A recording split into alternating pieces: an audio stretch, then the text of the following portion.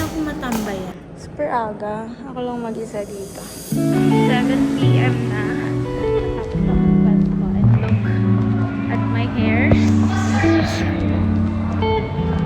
Tagal naman na mag-uwi So, pupunta tayo. Mag-wait tayo kasi may mini-wait ako. Mag-wait tayo kasi stuck. Ayun na. 7 ang tapos ng class ko.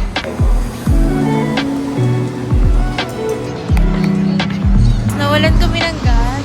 Kasama ko si Af.